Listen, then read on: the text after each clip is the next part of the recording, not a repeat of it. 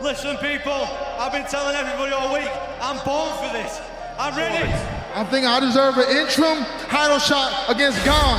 I want next. I want the title shot. Curtis Razor Blaydes! Aspinall!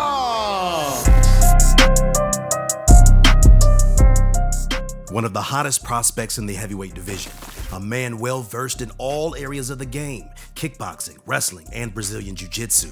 Tom Aspinall faces his toughest test yet, UFC vet and exceptional wrestler Curtis Blaydes, as the Fight Night main event on July 23rd. The Brit could potentially put himself in title contention with a victory over Blaydes, and Curtis could also put him back amongst the elite of the division by derailing Tom's hype train.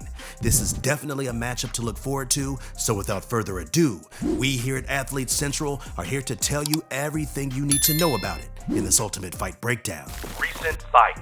Let's start off with Tom Aspinall, the future of British MMA in the eyes of many. All 5 of his UFC wins have been finishes, and the first one of those was against former middleweight Jake Collier. I mean, seriously, have you ever seen a bigger physique transformation in MMA? Aspinall made quick work of Collier, and the fight was over in a mere 45 seconds. Not only finding straight. Oh! What a finish! Aspinall showed great patience and waited for Collier to overextend, capitalizing on the opportunity and landing a beautiful combination to knock Jake out in the first round. He then faced Alain Badu, which lasted a bit longer than the Collier fight, a minute and 35 seconds to be exact. The fight went in a similar direction, but Aspinall also utilized some grappling. After being patient yet again, avoiding some of Badu's attacks, the Brit found an opening that hurt his opponent. Aspinall then took Badu down after some exchanges in the clinch and finished the fight with some brutal ground and pound.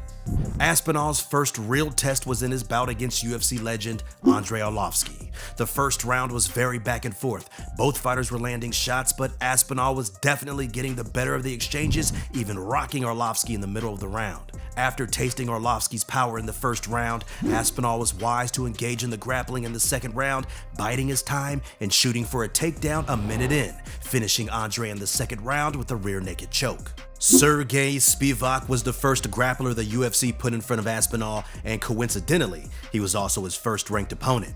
Aspinall excelled in the fight. The start was excellent for Tom, who was getting the better of Spivak on the feet. The Moldovan tried to engage in wrestling after being outclassed on the feet, but Aspinall defended it and initiated a clinch, landing some great shots and knocking Sergey down, finishing the fight with ground strikes. Tom's last fight was by far his most difficult, against 6th-ranked Russian striker Alexander Volkov. The Russian was utilizing his kickboxing really well at the start, throwing some nice kicks and utilizing his height and reach advantage expertly. Aspinall adapted well though and decided to lean more towards his grappling, landing an effortless takedown and punishing Volkov with ground and pound.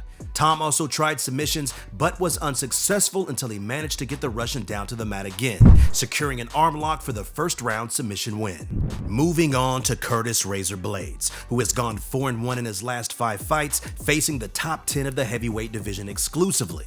The first of those bouts was against UFC legend Junior Dos Santos. Blaydes had the wrestling threat, as he does in every single fight of his, which made the boxer Junior Dos Santos not as comfortable with the striking. In the second round, Blaydes landed a beautiful combination that rocked JDS and followed it up with vicious knees and punches to get the knockout victory. His next fight was against a common opponent with Tom, Alexander Volkov. While both Blaydes and Aspinall defeated the Russian by taking the fight to the mat, their approaches were very different. Aspinall was hunting for submissions, while Blaydes was landing takedown after takedown and getting a lot of control time.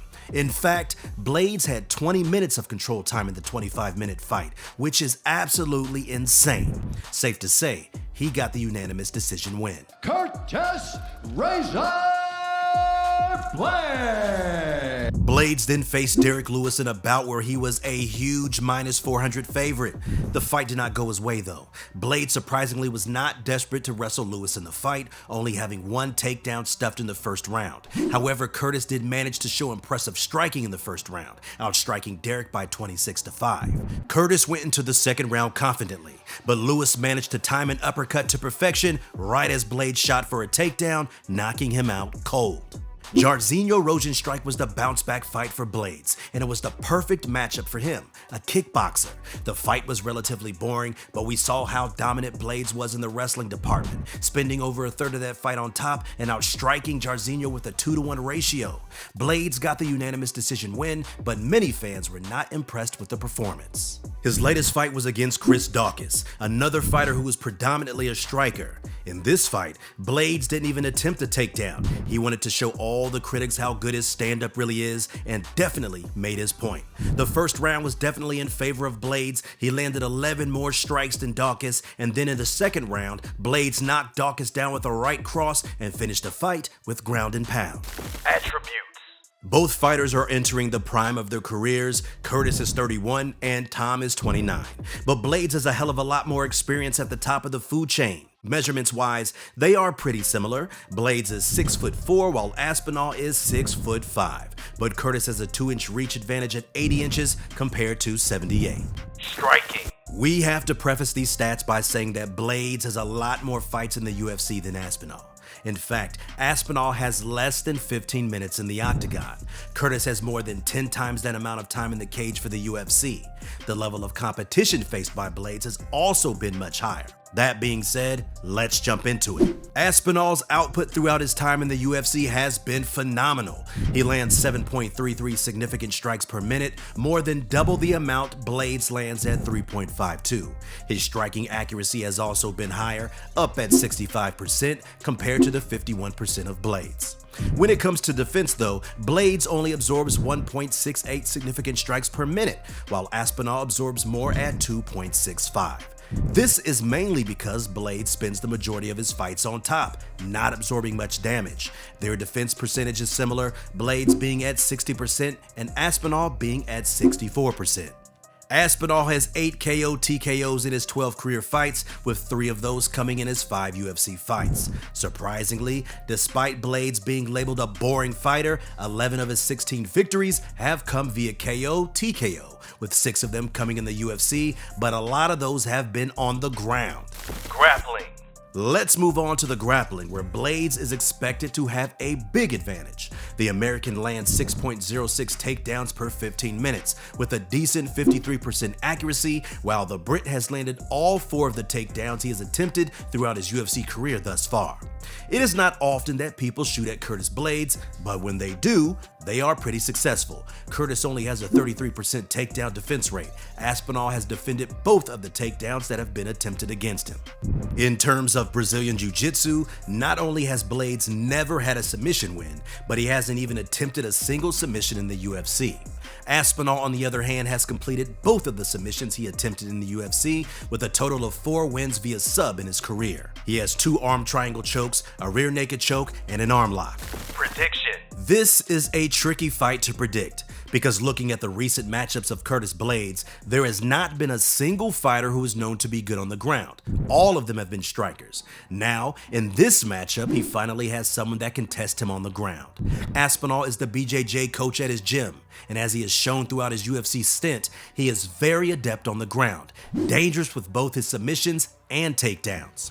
Aspinall is also great on the feet. He moves like a middleweight despite his 250-pound stature. He throws great kicks and his punches are fast. But most importantly, his fight IQ is off the charts. He knows when to engage in the striking as opposed to the grappling and vice versa. Blaydes, on the other hand, is considered to be a one-dimensional wrestler, but this is clearly not the case. He outstruck Chris Dawkins, Junior Dos Santos, and even Derek Lewis prior to getting knocked out. One big question mark is Tom Aspinall's durability. He has never gone the distance, and all of his UFC fights have ended in under 7 minutes. If Blaydes is able to apply his wrestling pressure and drain Aspinall, it will be completely new territory for the Brit. It's a really compelling matchup. We do not know what tactic either of the fighters will come out with, whether Blaydes will decide to strike with Aspinall or take him down. Of course, the more likely outcome is for Blaydes to attempt to impose his wrestling on Aspinall, but it won't be so easy. Tom has exceptional fight IQ, but he has never face someone of Blaydes' caliber, especially wrestling-wise. Tom can threaten Curtis with his BJJ, but we have not seen anyone be a big threat to Blaydes on the ground. It really is the closest you can get to a pick'em fight, fresh blood in the division going up against one of the mainstays at heavyweight. Blaydes is currently a small -125 favorite, with Aspinall being a +105. Thank you guys so much for watching today's video. Who would you guys put your money on? Drop your fight predictions in the comments below and make sure to like and subscribe to never miss an Athlete Central video. Until next time.